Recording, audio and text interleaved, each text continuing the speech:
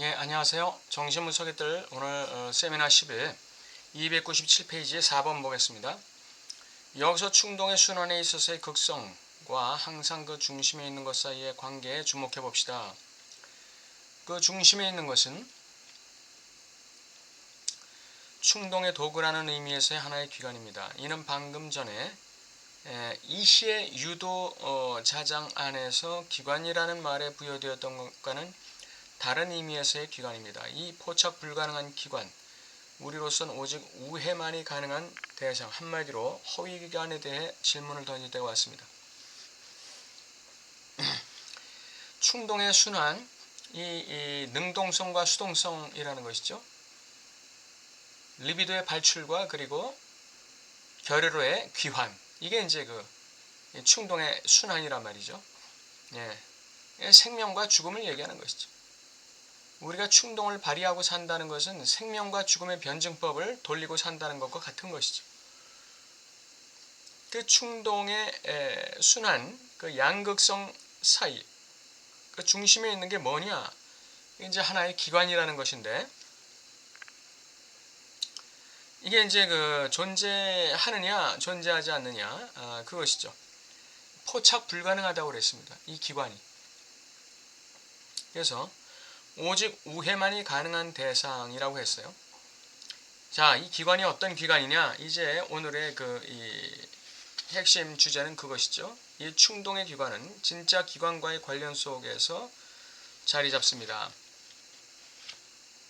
저는 여러분이 구체적으로 이해하실 수 있도록, 그리고 이 충동의 기관이야말로 성욕의 영역에서 우리가 파악해낼 수 있는 유일한 극점이라는 주장을 뒷받침해줄 신화를 한편 소개해볼까 합니다. 이 신화에 대한 역사적 후원자를 플라톤의 향연 중 아리스토파네스의 입을 빌려 사랑의 본질에 대해 언급하고 있는 부분에서 찾아볼까 합니다.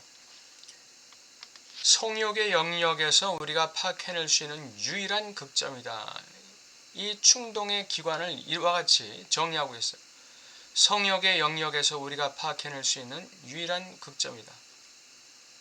능동성과 수동성의 극점. 이 점은 주체가 결여로 들어가는 그 목표 지점일 뿐 아니라 여기서 리비도가 발출되는 지점이기도 하죠. 바로 그 극점이 리비도라는 것을 뒤에 설명하고 있는데, 당연히 이 신화를 활용하는 것은 예전엔 제가 수강생들 앞에서 즐거 사용하기를 꺼려왔던 장비를 이제 진리와의 한편 대결을 위해 써보기로 했다는 것을 전제합니다. 저는 수강생들에게 고대의 모델들, 특히 플라톤의 장에 있는 모델을 제시했습니다. 하지만 저는 그들에게 오직 그 장을 읽기 위한 장비를 제공했을 뿐입니다. 읽어주지 않았다 이거죠. 저는 다른 이들처럼 얘들아 여기 보물이 있구나 하는 식으로 보물을 찾아주지 않았다는 것이죠. 그들은 그런 식의 말로 그 장을 읽어놓지만 저는 보습의 날과 쟁기만을 줄 뿐입니다. 보습의 날과 쟁기가 뭐죠? 기표죠. 기표를 가지고 네가 네 무의식의 보화를 캐내봐, 이런 얘기죠. 이를테면 무의식은 언어로 이루어져 있다는 사실만을 주는 겁니다. 그리고 어느 한 시점에, 그러니까 거의 3년 반 전에 그로부터 아주 훌륭한 3가지 작업이 이루어졌습니다. 하지만 이제는 보물은 내가 가르쳐준 길을 통해서만 찾을 수 있노라 라고 말해야 합니다. 이 생명의 에너지인 이 리비도, 이것은 충동의 길을 통해서만 자신의 그 보화를 발견할 수 있는 것이죠. 리비도가 발견하는 자신의 보화가 무엇이죠? 리비도가 발견하는 주체의 보화? 죽음이라는 것이죠. 죽음. 결여라는 것입니다.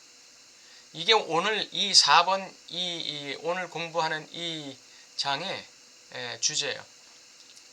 리비도는 죽음으로부터 출발하고 죽음으로 다시 돌아온다. 죽음으로부터 발출되어서 죽음의 장으로 다시 돌아온다. 이게 리비도의 특질이에요. 이 길은 희극적 성격을 띠고 있습니다. 이는 향연에 담겨있는 것은 물론이거니와 플라톤의 대화편을 조금이라도 이해하려면 절대적으로 필요한 사항입니다. 심지어 여기서 문제는 일종의 개그라고 할 수 있습니다. 이는 당연히 아리스토파네스의 우화를 두고 하는 이야기입니다. 이 우화는 세월을 무색하게 하는데, 왜냐하면 수세기가 흘렀지만 아무도 그보다 더 멋진 이야기를 만들어내지 못했기 때문입니다. 자, 제가 한번 시도해 보겠습니다. 저는 본느바락회에서 논의되었던 것을 요약하는 자리에서 다음과 같은 요지의 말을 했던 적이 있습니다. 여러분에게 방막, 라멜르라고 하는 것이죠. 라멜르. 방막에 대해 이야기하겠습니다. 만일 여러분이 개그로서의 효과를 강조하고자 한다면 그 방막을 옴넷이라고 불러보시기 바랍니다. 곧 보시게 되겠지만 이 옴넷은 언제나 머릿속에 소인간을 앉혀야만 걸어다닐 수 있는 태초의 인간보다 더 쉽게 살아 움직일 수 있습니다. 아래막을 깨뜨리며 이제 막 신생아가 나오려는 순간 무언가가 그곳으로부터 빠져나온다고 상상해 봅시다. 신생아가 알을 깨고 나오는 순간에 뭔가가 주르륵 빠져나오는 거예요. 그리고 달걀뿐 아니라 사람으로도 옴넷이나 방막을 만들 수 있다고 상상해 봅시다. 방막 그것은 아메바처럼 움직이는 초박형의 무엇입니다. 물론 아메바보다 조금 더 복잡한 것이긴 하지만 그 어디로든 흘러 들어갈 수 있죠. 또한 어떤 연유에서인지 곧 말씀드리겠지만 방막은 유성 존재가 성욕 속에서 잃어버린 것에 근본적으로 상실한 것이죠. 이 방막은 인간 주체의 근원적 상실과 관련되어 있다는 것입니다. 아메바가 유성 존재들과 달리 죽지 않는 것처럼 방막 또한 죽지 않습니다. 아무리 분열되어도 살아남으며 아무리 분열 번식해도 존속하기 때문입니다. 그리고 그것은 돌아다닙니다. 옛날에 우리 무슨 우주 외계 영화 볼 때 그 방막같이 생긴 젤같이 생긴 게 막 그냥 흘러다니고 돌아다니면서 우주선 틈바구니 사이를 통해서 막 들어오기도 하고 사람들이 총을 쏴도 또 뭐 폭발을 시켜도 그 방막이 분열되어도 또다시 모이고 하잖아요. 예.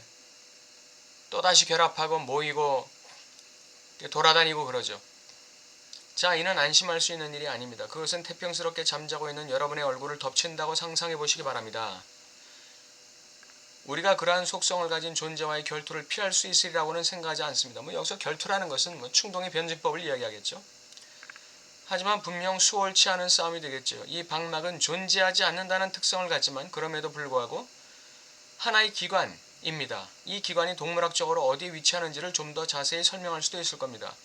이것은 바로 리비도입니다. 이렇게 얘기했어요.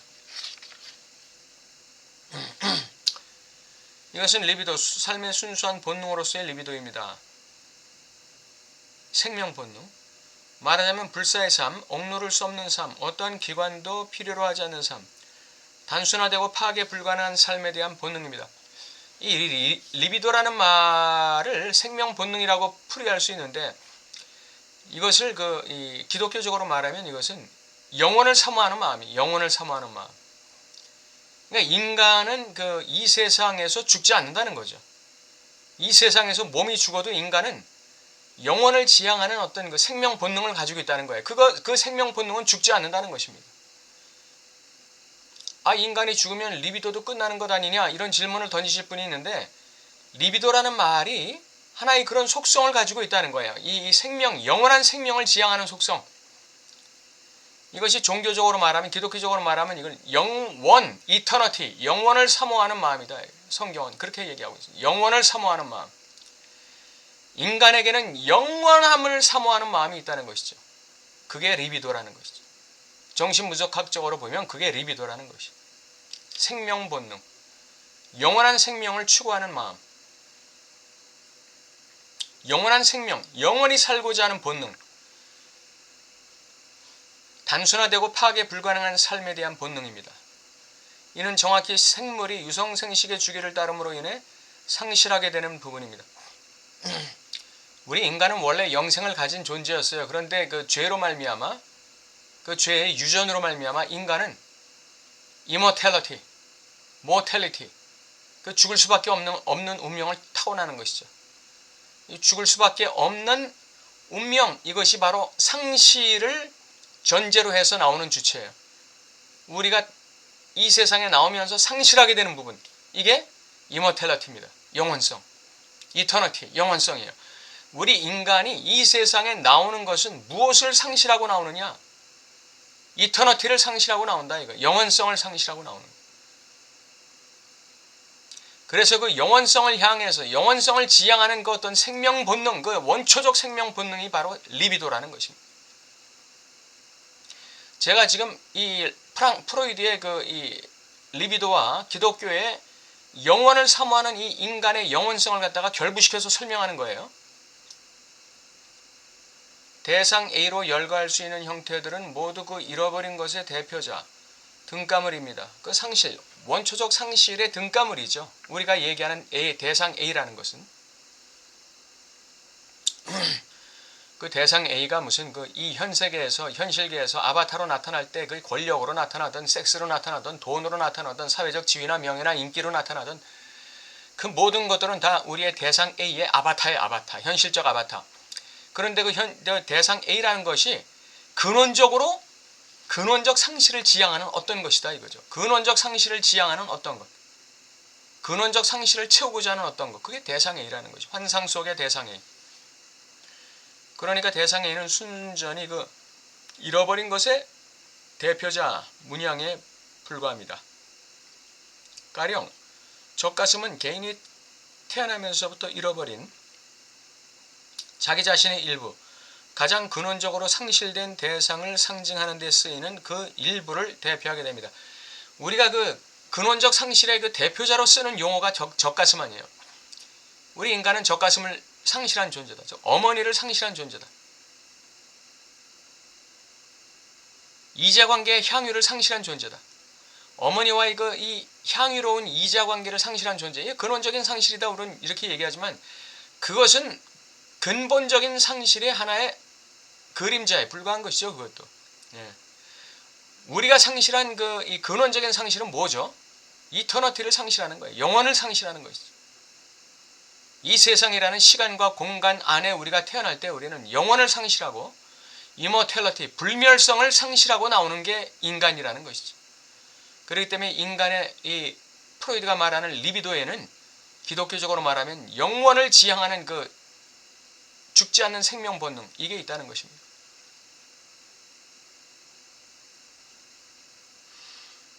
다른 대상들 모두에 대해서도 똑같은 말을 할 수 있을 겁니다. 바로 이렇게 해서 주체와 타자의 장의 관계가 좀 더 명확하게 드러나게 됩니다. 제가 칠판 아래쪽에 그린 것을 봐주십시오. 자, 설명해 보도록 하겠습니다. 레알 이히의 세계, 즉 자아의 세계, 인식의 세계에서는 여러분과 의식을 포함해 모든 것이 아무런 주체도 없이 지금처럼 존재할 수 있습니다. 이 레알 이히라는 거, 현실 자아라는 것은 다른 말로는 이 중추신경계적 자아라고 그랬죠. 외부로부터의 자극이 들어올 때 이것을 내가 현실에 맞게 그리고 주체의 쾌락 원칙에 위배되지 않게 동시에 현실에 맞게 반응하고 자극과 반응 이걸 조절하는 게 레알 이히라고 그랬죠. 현실 자아.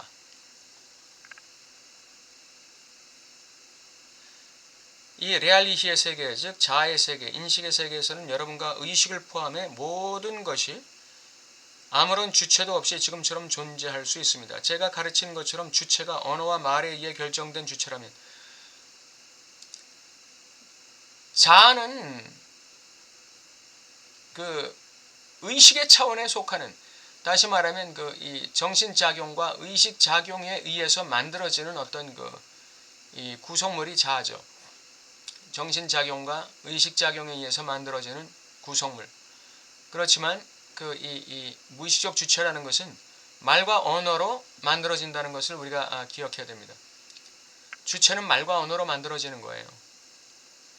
그러니까 나라는 주체는 곧 나의 말이고 나의 말은 곧 나고 나의 인생을 말하는 거예요. 이는 곧 주체는 첫 번째 시니피앙이 나타나는 곳으로서의 타자의 장소에서 최초로 시작된다는 것을 의미합니다. 예. 타자의 장소에서 이 나라는 주체를 지칭하는 최초의 시니피앙이 등장하는 그 장소에서 나라는 존재는 시작되고 나라는 주체는 시작되고 나라는 인생이 시작되는 거예요. 그리고 그 최초의 시니피앙이 나라는 존재를 구성하고 나의 인생을 만들기 시작하는 것이죠.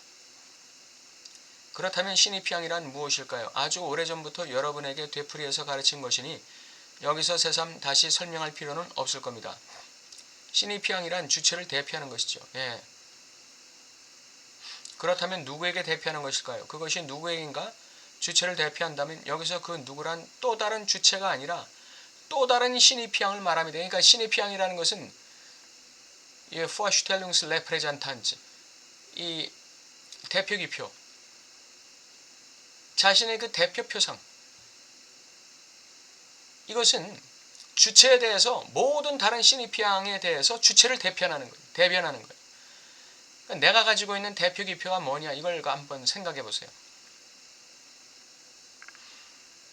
나라는 주체가 가지고 있는 대표 기표, 나의 존재를 대표할 수 있고 내 지금까지의 인생 또 앞으로의 인생을 대변할 수 있는 나만의 S1, 나만의 Vorstellungsrepräsentanz, 나만의 대표 기표 S1, 이게 뭔지 한번 생각해 보세요. 그게 바로 나 자신입니다. 이게 떠오르지 않으시는 분은 나의 삶의 이 역사를 쭉 살펴보세요. 나의 삶의 역사가 어떠한 삶의 인생 모퉁이를 돌아서 지금까지 나의 삶이 구성되어 왔는가를 보시면서 그러한 인생의 모퉁이가 나에게 의미하는 게 뭔가, 나에게 던지는 메시지가 뭔가, 그것을 생각해 보시고 고민해 보시면서 거기서 나는 그러면 이러한 역사의 발자취를 통해서 나는 지금 무엇을 욕망하고 있는가, 그것을 한번 생각해 보시기 바랍니다. 그것이 바로 나의 대표 기표가 됩니다. 이 대표 기표를 어떠한 대표 기표를 갖느냐가 이 사람의 인생의 질을 결정하고 이 사람의 운명을 결정하게 되는 것이죠. 존재적인 수준을 결정하게 되는, 존재의 수준, 그리고 인생의 수준을 결정하게 되는 것이죠.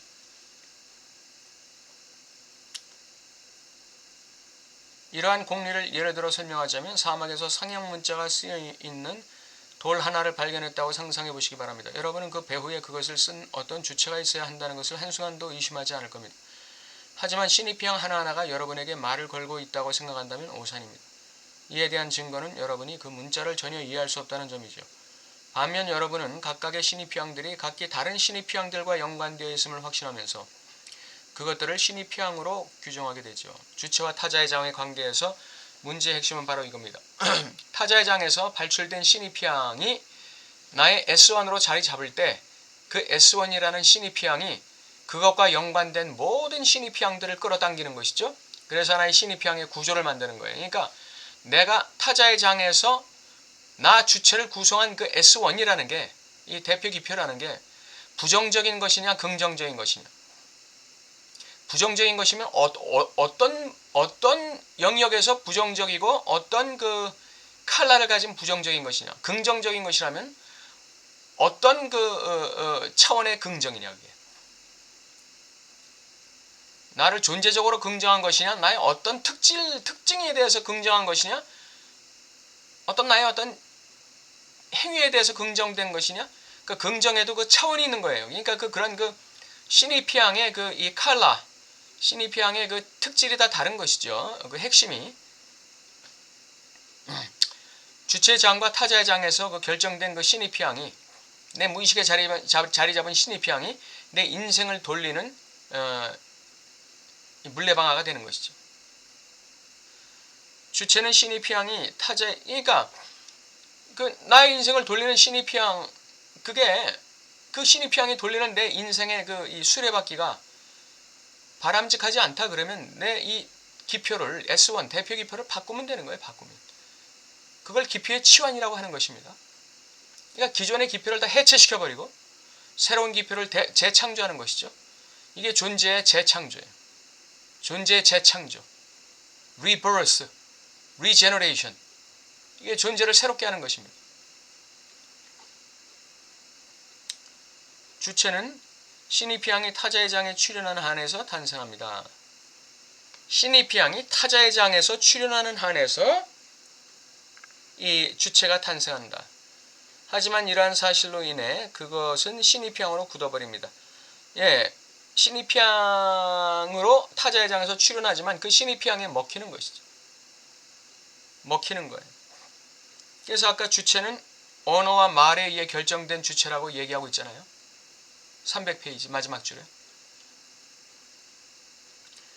시니피앙에 의해 탄생하지만 그 시니피앙에 의해 굳어버리는 것이죠.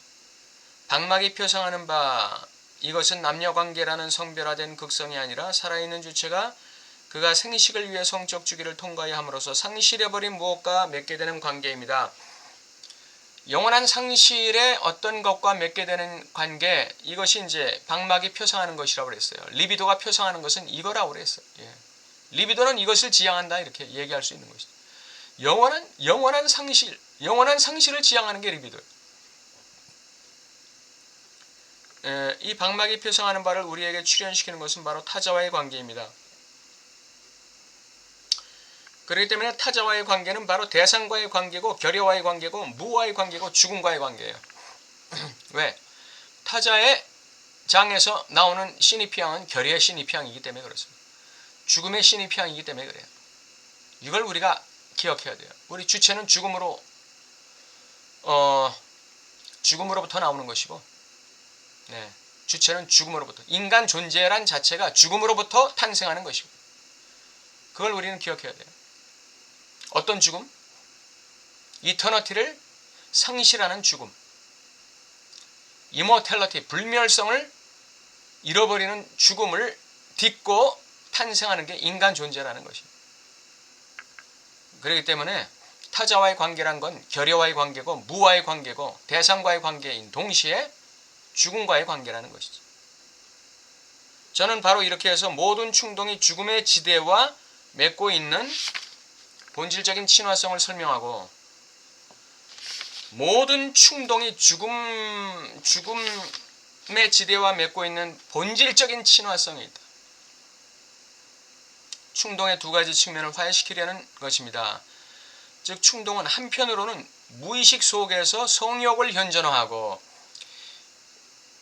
충동이라는 것은 무의식 속에서 이 섹슈얼리티를 현존화시키는 거예요. 이 섹슈얼리티가 바로 근원적 상실을 만회하고자 하는 어떤 욕망 아닙니까? 이 성욕이 바로 리비도를 타고 흐르는 것 아니에요? 예. 그러니까 충동은 한편으로는 무의식 속에서 성욕을 현존화하고, 이 근원적 상실을 채우려는 이 욕망을 현존화하고, 동시에 다른 한편으로는 본질적으로 죽음을 대표한다 그랬습니다. 성욕을 현존화시키지만 결국 도달하는 것은 결여로 도달하는, 죽음으로 도달하는 것, 무로 도달하는 것이죠. 충동은 죽음을 대표하는 거예요. 죽음 충동이에요. 동시에 제가 무의식을 열리고 닫히는 것으로 제시한 것은 무의식의 본질이 주체가 시니피앙과 더불어 분열된 채로 탄생된 순간을 각인하는 것에 있기 때문이라는 사실을 이해할 수 있을 겁니다. 무의식의 본질은 주체가 시니피앙과 더불어 분열된 채로 탄생하는 순간이다.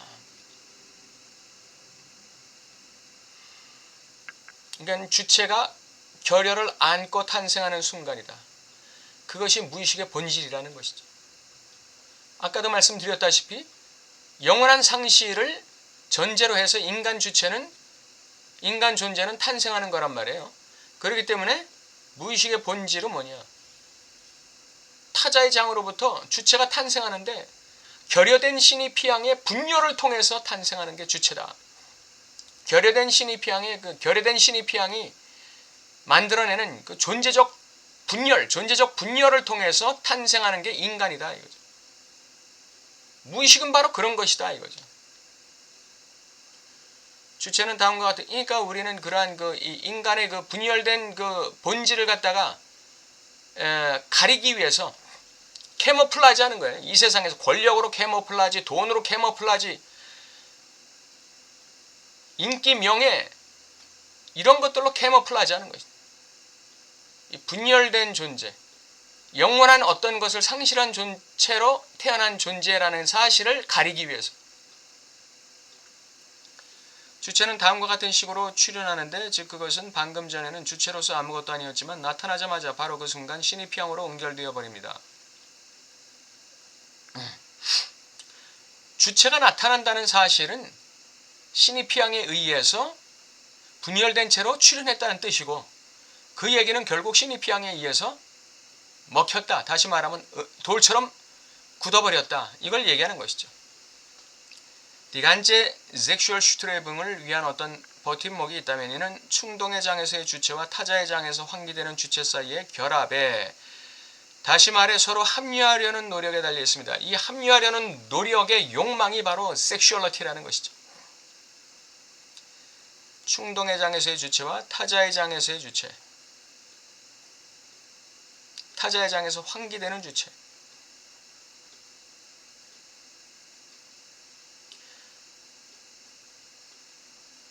성욕을 현존화하면서 동시에 죽음을 대표하는 이것이 충동이라고 그랬죠.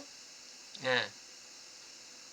Die ganze Sexual Strebung이라는 것은 이 성애인데, 이 섹슈얼리티인데, 이것은 그러니까 Die ganze Sexual Strebung을 만족시키기 위한 것이 욕망이 성욕이란 말이에요. 이 섹슈얼리티란 말이에요.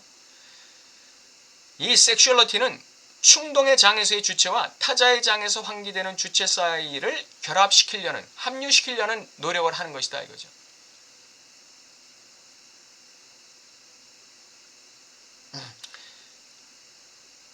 이것은 그 생명과 죽음을 합류시키려고 한다.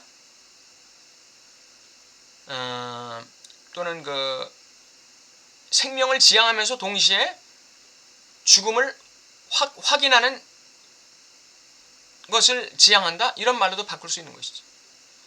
생명을 지향하면서도 죽음을 확인한다.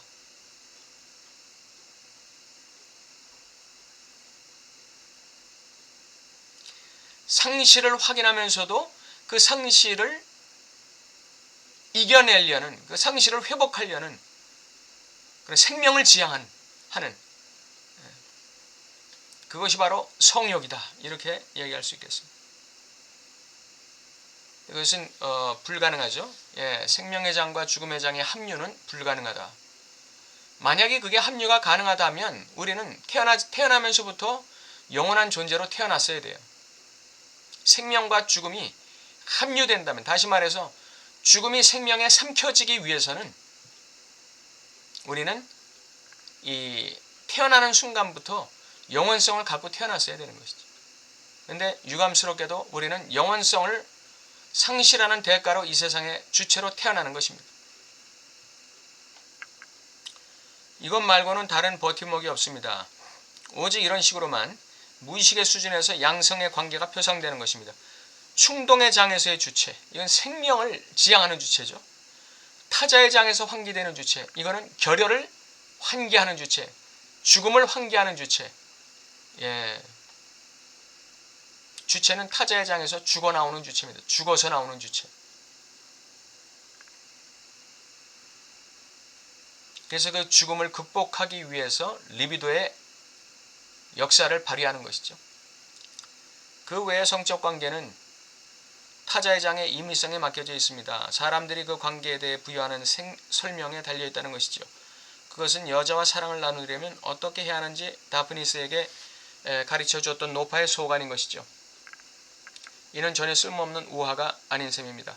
오늘 질의응답까지 나가겠습니다. 프랑스와 발, 저는 첫째로 유성생물이 겪어야만 하는 상실에 대해, 둘째로 능동성, 수동성이라는 분절에 대해 질문을 드리고 싶습니다. 락강의 대답입니다. 사실 제 강의에서 빠진 것을 한 가지 지적해 주셨는데요. 방막에는 가두리가 있습니다. 그것은 성감대, 즉 몸의 구멍 중 하나에 달라붙게 됩니다. 이는 우리의 경험이 말해주듯이 이러한 구멍들이 무의식의 간극이 열리고 닫히는 것과 연결되어 있기 때문이지요. 성욕과도 연결되어 있는 것이죠. 성감대는 무의식과 연결되어 있습니다. 이는 생명체의 현존이 무의식과 얽히게 되는 것이 바로 성감대이기 때문입니다. 생명체의 현존이 무의식과 얽히게 되는 것이 이 성감대라는 것이고, 이 성감대는 이 우리의 그 가두리 구조, 구멍의 구조를 가지고 있죠. 예. 입, 항문, 콧구멍, 눈구멍, 귓구멍, 이런 것이 성감대 구조를 가지고 있고, 이것이 무의식과 연결된 것이다 이거죠. 생명체의 현존은 바로 무의식과 얽히게 되는 것이, 생명체의 현존이 무의식과 얽히게 되는 것이 바로 성감대라고 얘기했어요. 우리는 소위 말하는 구강충동, 항문충동, 그리고 제가 여기에 덧붙인 두 개의 충동, 즉 시관충동과 제가 지나가는 말로 닫히지 않을 특권이 있는 호원충동 등을 무의식과 연결하는 것이 다름 아닌 리비도의 기관, 즉 방막이라는 사실을 발견했습니다. 이러한 충동을 갖다가 무의식과 연결하는 기관이 바로 리비도라는 기관이다 라고 락강은 보는 거예요. 충동과 능동성, 수동성 사이의 관계에 대해서라면 충동의 수준에서 이 관계는 순전히 문법적인 것이라는 말로서 제 생각을 충분히 전달했다고 생각합니다. 충동의 발출, 능동성, 그 다음 회귀, 이 수동성. 그러한 관계는 프로이드가 충동의 왕복운동을 좀 더 잘 이해시키기 위해 사용한 보조장치 묘수입니다. 하지만 저는 그것이 단순히 어떤 상호적 관계로 환원될 수 없다는 것을 4-5차례에 걸쳐 강조한 바 있습니다. 오늘 저는 프로이드가 각각의 충동에서 구분해낸 3단계의 단계 A, B, C를 각기 자신을 보이게 하다, 자신을 들리게 하다 등과 같이 제가 제시했던 목록으로 대체해야 한다는 점을 분명히 지적했습니다. 여기에는 기본적으로 능동성이 함축되어 있으며 바로 그렇기 때문에 제가 한 이야기는 프로이드 본인이 충동의 장과 사랑의 나르시즘적 장이라는 두 개의 장을 구분하면서 진술했던 것과 동일한 것이라 할 수 있습니다. 즉 프로이드는 사랑의 수준에는 사랑하기와 사랑받기의 상호성이 존재하지만 충동의 장에 있어서 주체에게 문제가 되는 것은 누르 자인의 아이겐의 트리베, 그 자신의 충동을 경유한 순수한 능동성임을 강조했습니다. 사랑은 사랑하기와 사랑받기라는 능동성, 수동성이 존재해요. 그런데 충동에는 능동성, 수동성이 존재하는 것 같은데 그 전체는 다 능동성이라는 거예요. 능동성 하나밖에는 존재하지 않는 거예요. 능동성 안에서의 능동성, 능동성 안에서의 수동성, 능동성 안에서의 재귀. 결국은 다 능동성으로 귀결되는 것이죠. 충동은 이퀄 마조히즘적 능동이다, 능동성이다, 이렇게 결론 내릴 수 있습니다. 이해가 되시는지요? 실제로 하나의 충동, 가령 마조히스트적 충동이 작용할 경우, 심지어 소위 말하는 그 충동의 수동적 단계에서조차도 마조히스트는 이를테면 지옥 같은 고통을 스스로에게 능동적으로 부과해야 한다는 것은 자명한 사실입니다. 충동은 고통으로 들어가는 것이죠. 죽음으로 들어가는 것입니다. 자기의 결혈을 다시 확인하는 거예요. 내가 아무리 생명을 지향하고 내가 아무리 리비도를 통해서 생명을 추구한다 할지라도 결국 나는 죽을 수밖에 없는 존재구나. 자신의 죽음의 장으로 들어가는 것이죠. 이게 마조히즘적 능동성입니다. 충동의 마조히즘적 특성이에요. 오늘 여기까지 하겠습니다. 감사합니다.